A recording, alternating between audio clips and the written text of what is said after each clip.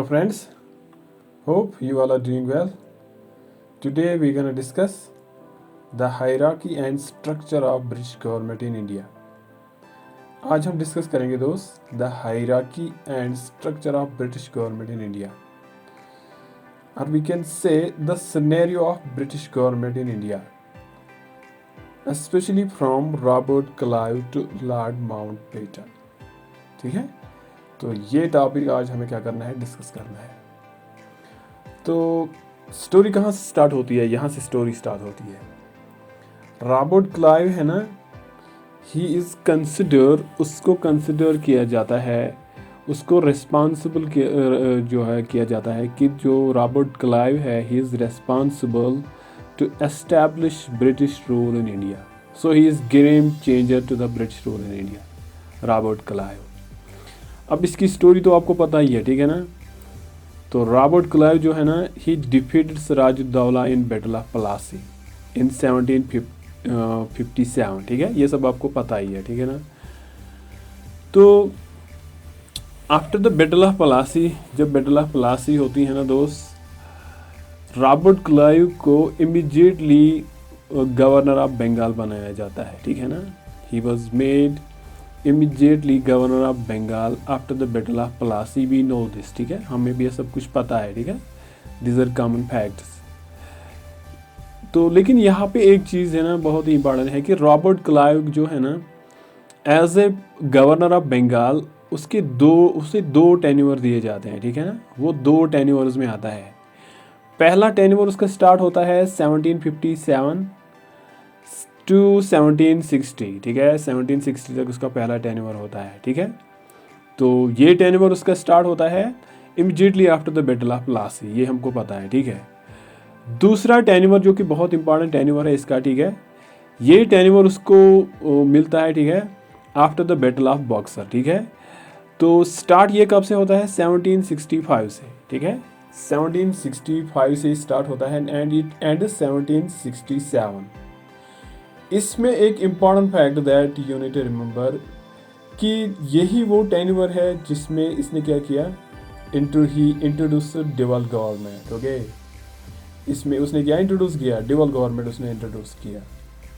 Now कुछ important facts इसका जो इन दोनों टेन्योर्स में आपने इंपॉर्टेंट क्या याद रखना है. ठीक है, कि हमने यहाँ पे देखना है एक हायरार्की क्या थी. ठीक है, और हमने देखना है कि गवर्नमेंट का जो स्ट्रक्चर था, Robert Clive, from Robert Clive to Lord Mountbatten, the structure of government, जो गवर्नमेंट का स्ट्रक्चर था, means how was the government. ठीक है, कि गवर्नमेंट कैसे थी. ठीक है, ये हमें यहाँ पे चेक करना है. That is this very thing we need to assess, उसको हमें एसेस करना है. ठीक है, तो ये आप दिमाग में रखो. ठीक है, अब इसमें इसने क्या किया, दूसरे टेन्योर में इसने क्या किया, ही इंट्रोड्यूस डिवल गवर्नमेंट. ठीक है, तो और एक इम्पॉर्टेंट चीज़ that you need to remember कि रॉबर्ट क्लाइव का जो गवर्नरशिप जो था, इसका मतलब वो he was made governor of Bengal, उसकी जो गवर्नरशिप का जो जिसको हम बोलते हैं जुरिडिक्शन है, it was limited to the boundaries of Bengal.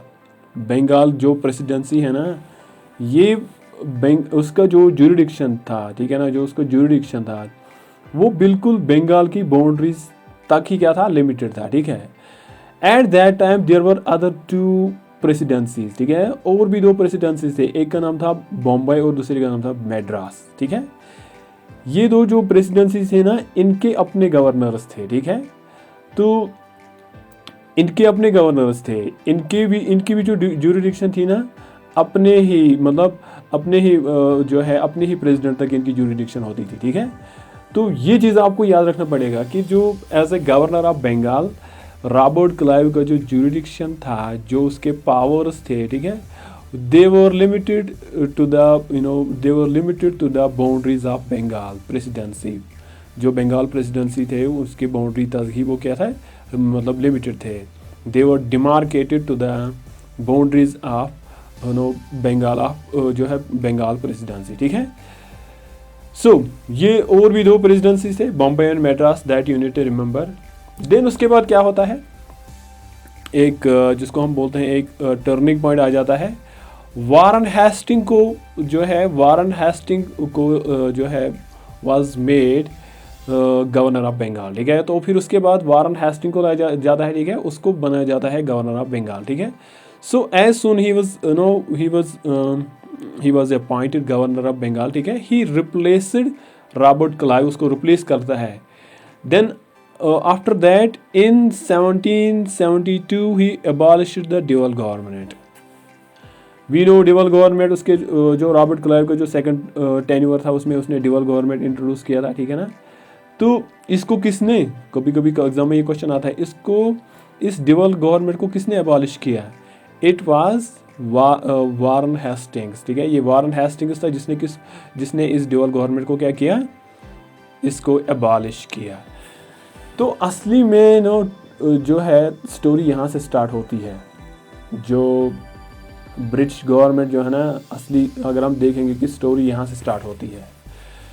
तो 1773 में क्या होता है, द ब्रिटिश गवर्नमेंट जो होती है, the British government introduced regulating act 1773, ठीक है, 1773 रेगुलेटिंग एक्ट, ठीक है, बहुत ही पॉपुलर जो है, पॉपुलर एक्ट इसको माना जाता है, ठीक है।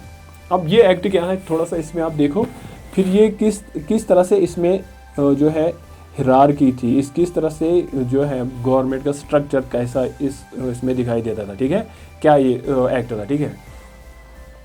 अब देखो, पहले देखो, अब पहला इसका जो प्रोविजन है ना, पहले ही जो इसका प्रोविजन है, ठीक है, जो रेगुलेटिंग एक्ट 1773 इसका जो है प्रोविजन है, जो गवर्नर ऑफ बंगाल था, ठीक है, he was only governor of Bengal.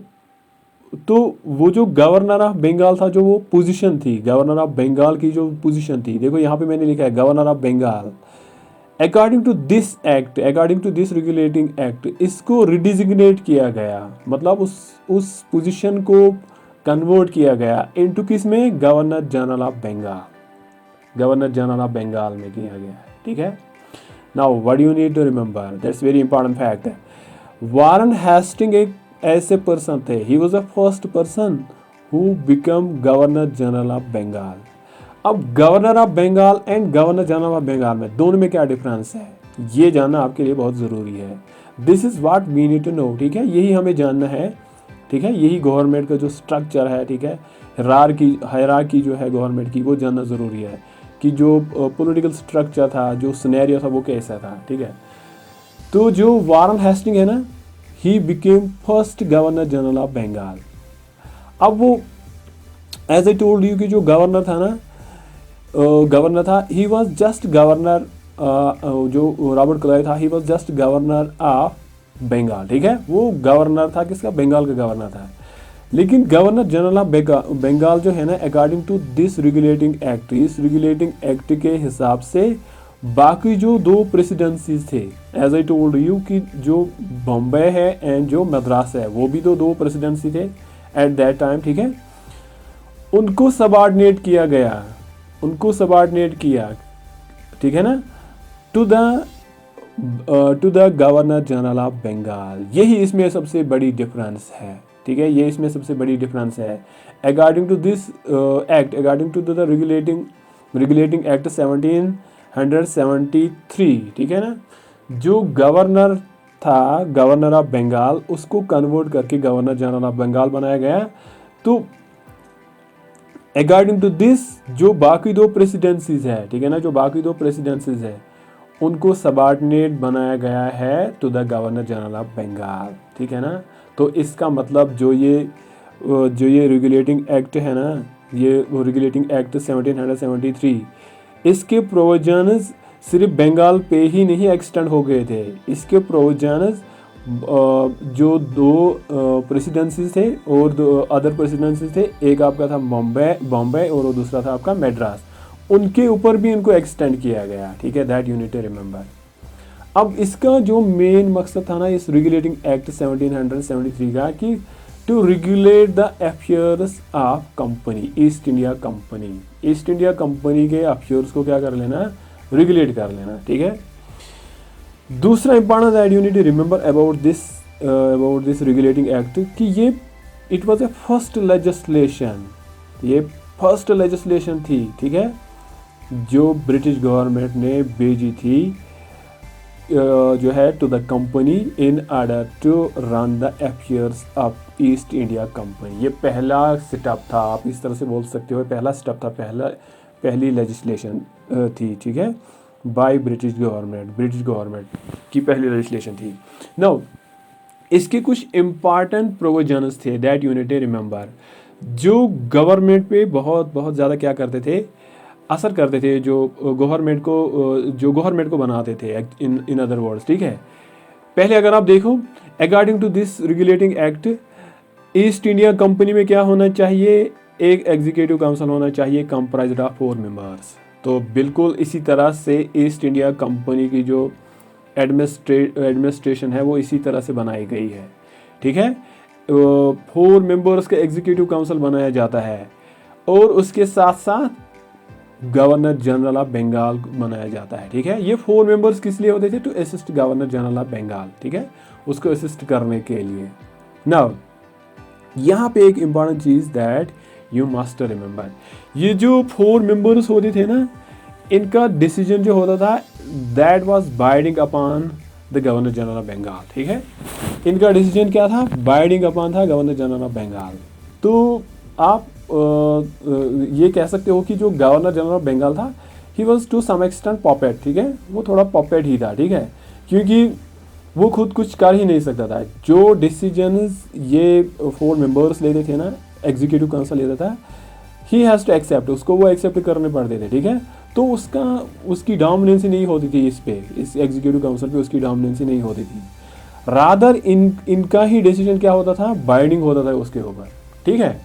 देखो, the decision of executive council was binding upon the governor general, ये उसके ऊपर क्या होता था, ये उसके ऊपर बाइंडिंग अपॉन होता था, मतलब हो गया वो करना ही पड़ता था इसको, ठीक है। अब ये जो है ना रेगुलेटिंग एक्ट, ठीक है ना, ये एक्चुअली एक इफोर्ट थी, किसकी इफोर्ट थी, it was an effort of British government. तो ये इफोर्ट क्या थी, टू एस्टैब्लिश सेंट्रल एडमिनिस्ट्रेशन, ठीक है, सेंट्रल एडमिनिस्ट्रेशन को एस्टैब्लिश कर लेना, और उसके साथ साथ टू डिसेंट्रलाइज द पावर, ठीक है, पावर को डिसेंट्रलाइज कर लेना इन इंडिया। ये एक समझो एक it was a sort of effort bye British government, क्या कर लेना कि यहाँ पे सेंट्रल गवर्नमेंट को क्या कर लेना, एस्टैब्लिश कर लेना, साथ साथ उसको डिसेंट्रलाइज कर लेना। The power of central government जो है दैट शुड बी डिसेंट्रलाइज, ठीक है, उसको डिसेंट्रलाइज कर लेना, ठीक है।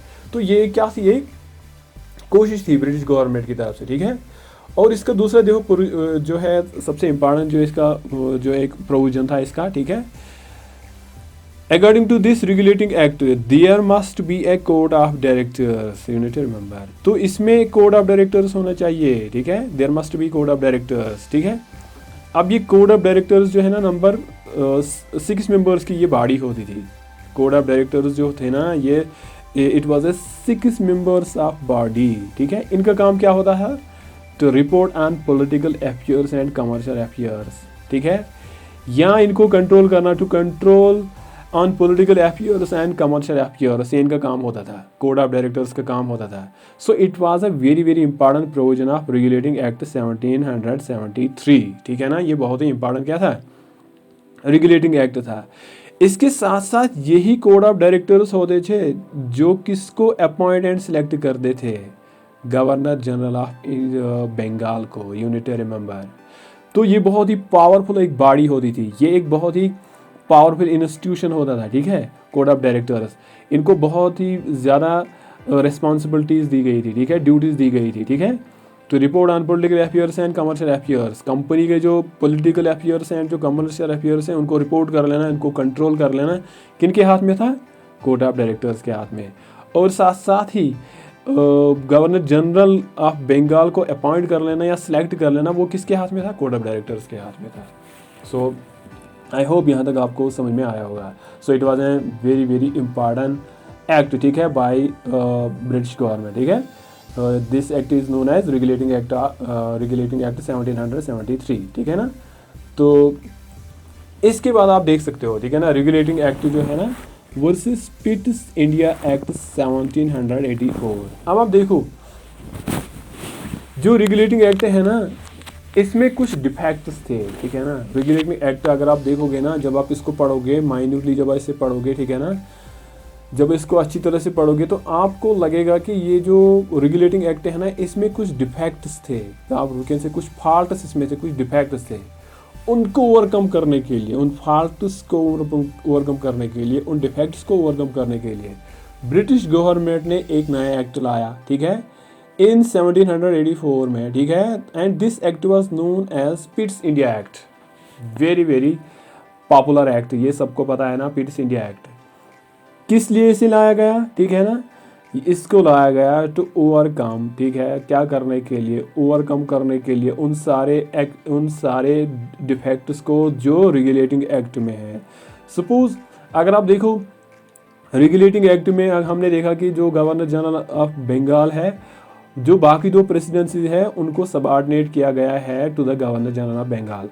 तो बाउंड्रीज है ना, उनको पूरी तरह से डिमार्केट नहीं किया गया था। कभी कभी क्या होता था, कन्फ्लिक्ट्स हो जाते थे, ठीक है, इन जो होते हैं इन प्रेसिडेंसीज के बीच में क्या हो रहे थे, कन्फ्लिक्ट्स हो जाते थे। तो कभी कभी जो the other two presidencies they sometime defy governor general of Bengal, वो उसको कभी कभी डिफाई कर रहे थे, ठीक है ना। तो कभी कभी कन्फ्लिक्ट्स हो जाते थे, ठीक है, कन्फ्लिक्ट्स क्रिएट हो जाते थे और पावर भी पूरी तरह से डिमार्क नहीं हुआ था, ठीक है। तो ये डिफेक्ट्स को ओवरकम करने के लिए the British government introduce पिट्स India act 1784। अब इसमें देखो, जो रेगुलेटिंग एक्ट में प्रोविजंस है ना, वो बिल्कुल सेम ही रहे, ठीक है। वो भी अगर आप इस एक्ट को देखो, पिट्स इंडिया एक्ट में, इसमें थोड़ी सी चेंज की गई है, थोड़ी सी चेंज, ज़्यादा चेंज इसमें नहीं हो गई है, ठीक है। देखो, Pitt's India act was introduced to overcome the defects of regulating act है। अब इसमें कुछ नए प्रोविजंस लाए गए हैं, ठीक है। कुछ वो क्या है, जो गवर्नर जनरल ऑफ बंगाल जो था, उसका एक एग्जीक्यूटिव काउंसिल है, 4 मेंबर्स का काउंसिल एज वी नो, उसको रिड्यूस करके 3 मेंबर्स में रखा गया, ठीक है ना। तो जो 4 मेंबर्स का जो काउंसिल था, एग्जीक्यूटिव काउंसिल था इन रेगुलेटिंग एक्ट, जो दैट प्रोवाइड्स रेगुलेटिंग एक्ट, ठीक है, जो रेगुलेटिंग एक्ट के हिसाब से 4 मेंबर्स का काउंसिल होना चाहिए, उसको रिड्यूस करके 3 मेंबर्स में रखा गया है। इससे कौन सा फर्क पड़ गया, जो जो जो आपका गवर्नर जनरल है ना, उसके पावर्स को थोड़ा सा क्या किया गया, इंक्रीज किया गया, ठीक है ना। वहाँ पे वो जो 4 मेंबर्स थे रेगुलेटिंग एक्ट में, वो 4 मेंबर्स थे, ठीक है ना, एग्जीक्यूटिव काउंसिल था 4 मेंबर्स का। तो वहाँ पे वो जो भी डिसीजन लेते थे, ठीक है, वो 4 ही मेंबर्स वो सारे डिसीजन लेते थे। यहाँ पे क्या था कि अगर कोई डिसीजन लेना है, अगर तो इसमें अब डायरेक्टली कौन पार्टिसिपेट कर सकता है, अब इसमें गवर्नर जनरल खुद क्या पार्टिसिपेट कर सकता है। अगर कोई डिसीजन लेना पड़ता था, ठीक है, एक साइड में 2 होते थे और एक साइड में 2 होते थे। उन 2 मेंबर्स के साथ कौन होता था, आपका गवर्नर होता था। तो यहाँ पे जो है, इसको 3 मेंबर्स में रिड्यूस किया गया है टू कीप इन माइंड कि जो गवर्नर है उसके पावर्स को इंक्रीज करना है, ठीक है, उसकी डोमिनेंसी को बढ़ाना है, ठीक है ना। तो 3 मेंबर्स में इसको, ये था थोड़ी सी little change that was made in executive council, ठीक है, ये एग्जीक्यूटिव काउंसिल में बनाई गई है, ठीक है।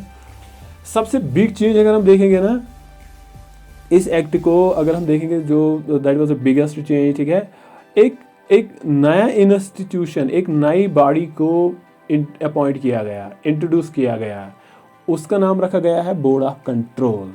और ये बॉडी ही 6 मेंबर्स बॉडी, यूनिट रिमेंबर, इसमें 6 मेंबर्स होते थे board of control. According to the Pitt's India act, you need remember, let me repeat, इसने एक नया प्रोविजन लाया, ठीक है। According to that provision there should be a body of 6 members and that body is known as board of control. उस body को क्या बोलते हैं, बोर्ड ऑफ कंट्रोल बोलते हैं, ठीक है।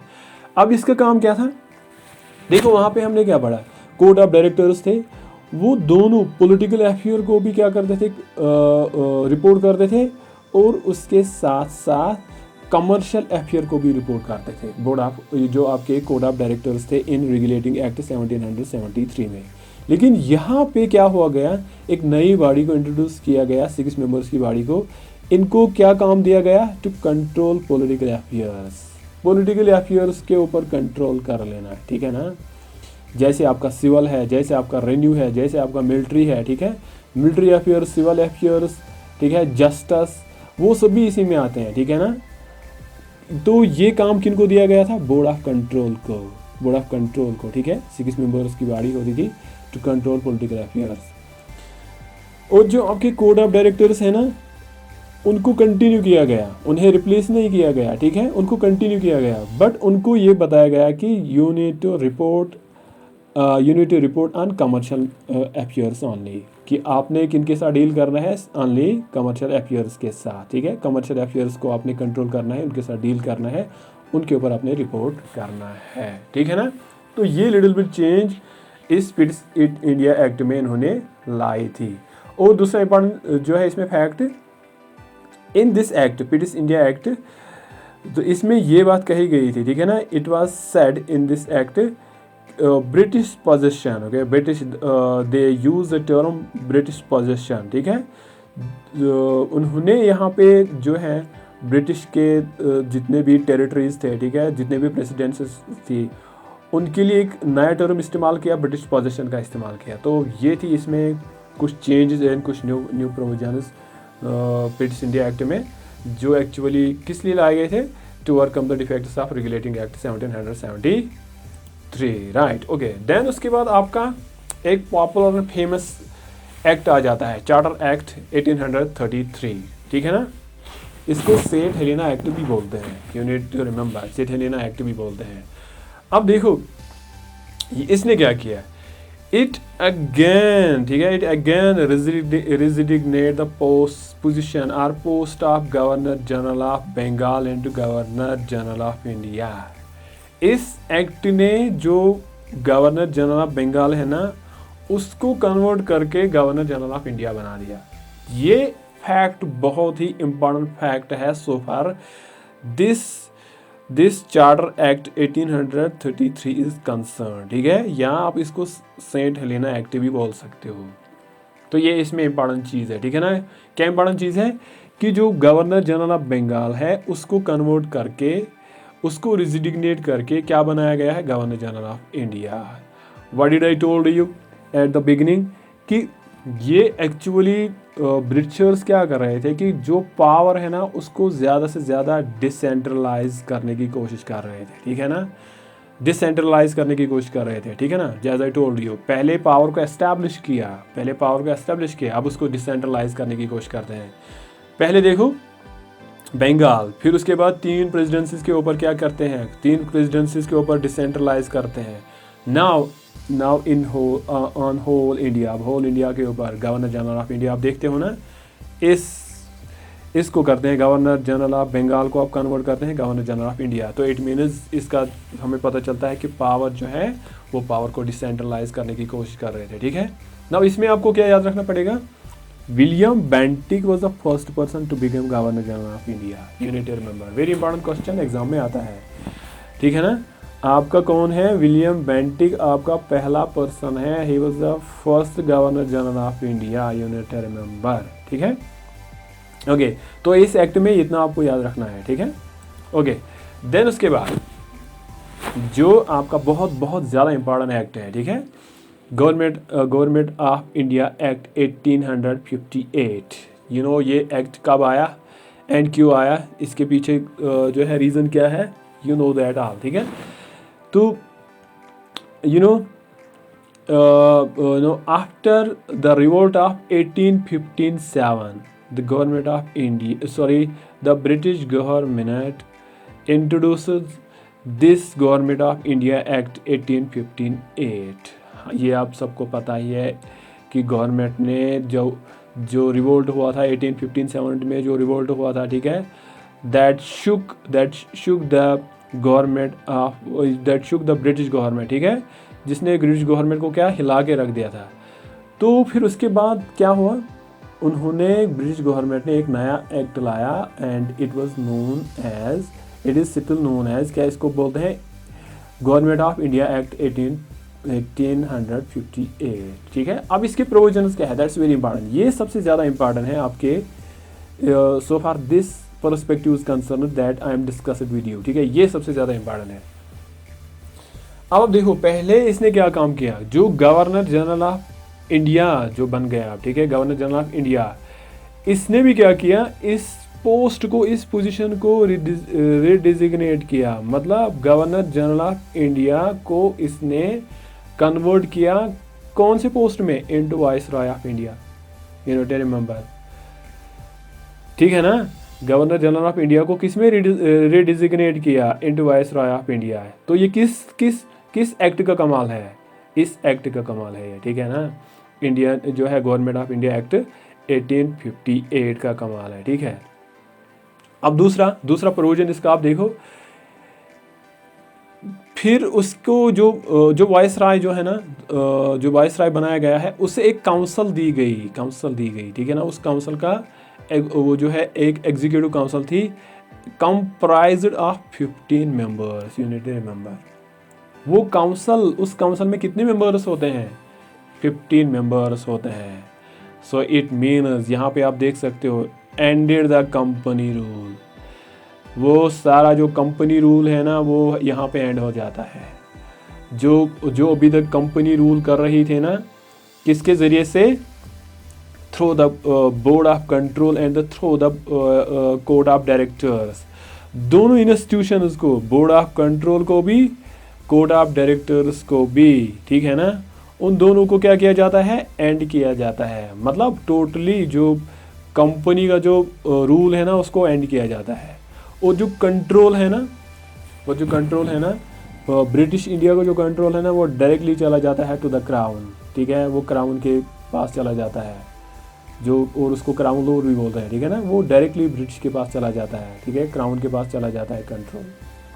अब इसका इम्पॉर्टेंट, वेरी इम्पॉर्टेंट जो इसका क्या है, एक प्रोविजन है, उसको बोलते हैं SOS, ठीक है ना। यहाँ इसे तो आपको पढ़नी है ना, यहाँ पे आप फोकस करो, हायरार्की पे आप फोकस करो, ठीक है। पहले किस तरह की हायरार्की थी, कहाँ से स्टार्ट हो गया, रॉबर्ट क्लाइव से स्टार्ट हो गया, गवर्नर से स्टार्ट हो गया, अब आप कहाँ पहुँच गए, वाइसरॉय ऑफ इंडिया से आप पहुँच गए, ठीक है ना।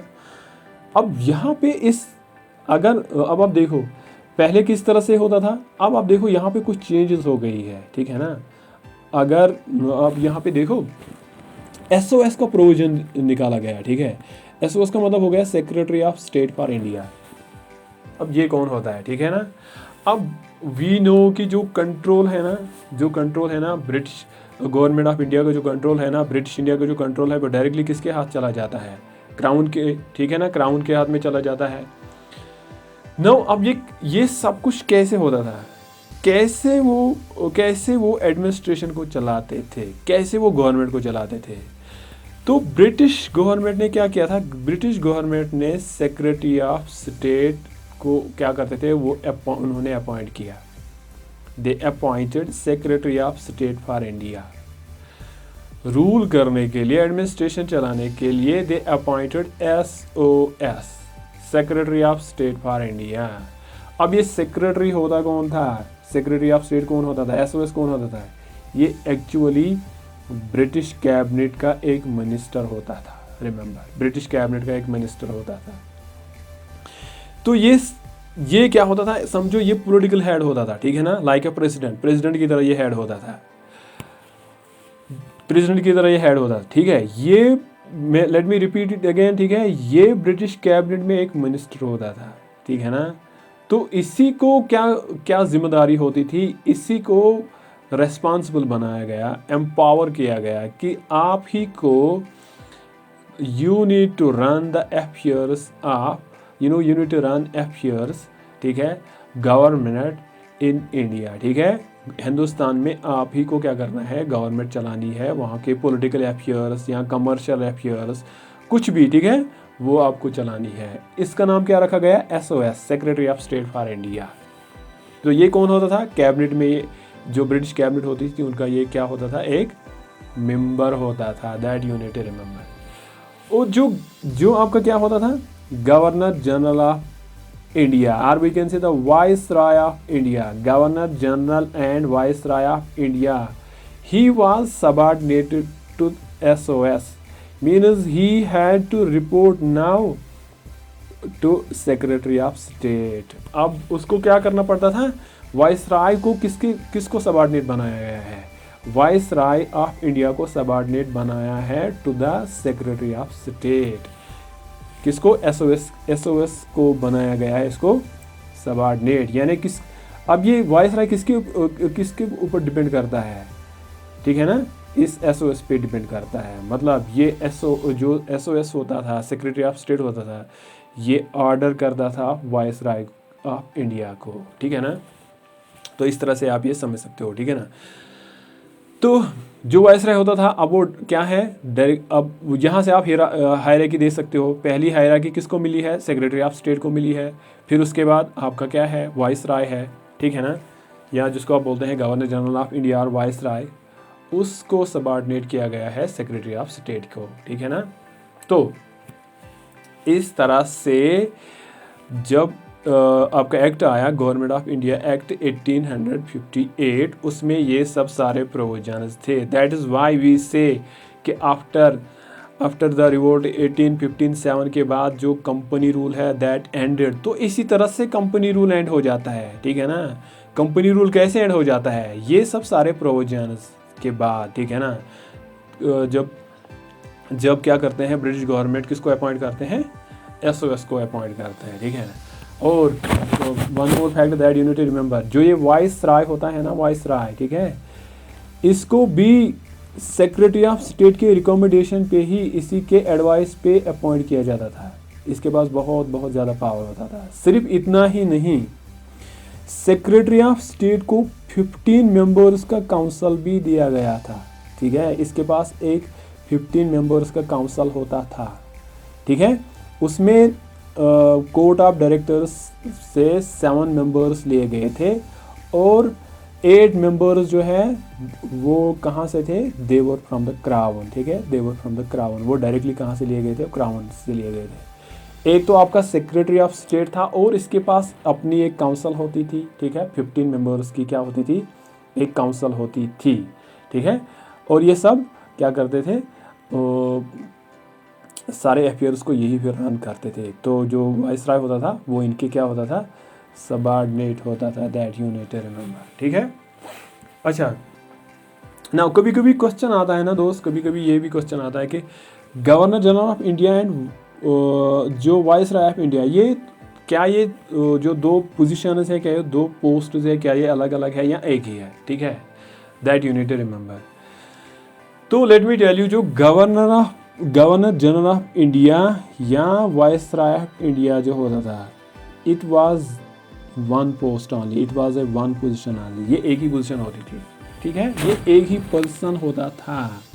It was only a one person, ठीक है, ये एक ही पर्सन होता था। गवर्नर जनरल ऑफ इंडिया भी एक ही होता था एंड वाइसराय भी एक ही होता था, ठीक है। आप इस तरह से समझो, जैसे आज हम एक मिनिस्टर को 2 पोर्टफोलियो देते हैं, इसी तरह गवर्नर जनरल ऑफ इंडिया जो होता था वो एक पर्सन होता था, उसको 2 पोर्टफोलियो देते थे, से 2 पोर्टफोलियो देते थे। एक गवर्नर जनरल ऑफ इंडिया का पोर्टफोलियो देते थे, एक वाइसराय ऑफ इंडिया का पोर्टफोलियो देते थे, ठीक है। अब आप बोलोगे ये समथिंग डिप्लोमेटिक है, ठीक है ना, ये दिस इज समथिंग डिप्लोमेटिक, ये एक लाइक ए डिप्लोमेटिक पोस्ट था, ठीक है ना। जब आप इसको किसको रिप्रेजेंट करना होता था, प्रिंसली स्टेट को रिप्रेजेंट करना होता था, तब ये क्या बनता था, वाइसराय ऑफ इंडिया, ठीक है ना। जब इसको जो होता था ब्रिटिश प्रोविंसेस को क्या करना था, रिप्रेजेंट करना होता था, तब ये बनता था गवर्नर जनरल ऑफ इंडिया, तब ये क्या बनता था, गवर्नर जनरल ऑफ इंडिया। जब प्रिंसली स्टेट को क्या करना था, रिप्रेजेंट, तब ये क्या बनता था, वाइसराय ऑफ इंडिया। तो इन जो है in both the conditions, in both the situations, he was subordinate to the SOS, ठीक है ना। he had to report to the SOS, वो SOS को क्या करता था, रिपोर्ट करता था। तो पर्सन एक ही था, पोर्टफोलियो 2 थे। वाइसराय किसको रिप्रेजेंट करता था, ठीक है ना, वाइसराय करता था प्रिंसली स्टेट्स को। तो गवर्नर जनरल ऑफ इंडिया किसको रिप्रेजेंट करता था, governor general of India represent करता था जो ब्रिटिश प्रोविंसेस हैं उनको क्या करता था, रिप्रेजेंट करता था। तो this is how the hierarchy was set, इस तरह से हायरार्की को क्या किया गया था, सेट किया गया था मेरे दोस्त, माय फ्रेंड, ठीक है। तो अभी आपको पता चल गया होगा, ठीक है ना, अब आपको पता चल गया होगा कि जो हायरार्की है, जो स्ट्रक्चर ऑफ गवर्नमेंट है from Robert Clive to Lord Mountbatten, ये कैसा था। अब उसके बाद क्या हो गया, लिटिल बिट चेंजेस हो गए, ठीक है। कभी कभी ये जो है ना, ये position viceroy, governor general and viceroy of India, ये सेम रह गई।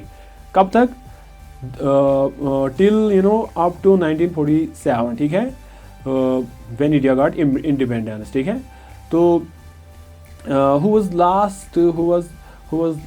last governor general and viceroy of India, we know it was Lord Mountbatten, ये लॉर्ड माउंटबेटन था, ठीक है। तो जो governor general and viceroy of India है ना, इसके प्रोविजंस फिर चेंज नहीं हो गए, ठीक है। हाँ, ये जो एग्जीक्यूटिव काउंसिल है ना, एग्जीक्यूटिव काउंसिल कभी कभी क्या होता था, कभी कभी इसका साइज़ इंक्रीज़ होता था, कभी कभी इसका साइज़ डिक्रीज़ होता था। तो फिर उसके बाद यही काउंसिल में, ये जो एग्जीक्यूटिव काउंसिल है ना, इसी को क्रिएट करके लेजिस्लेटिव काउंसिल बनाया गया, लेजिस्लेटिव असेंबली बनाया गया।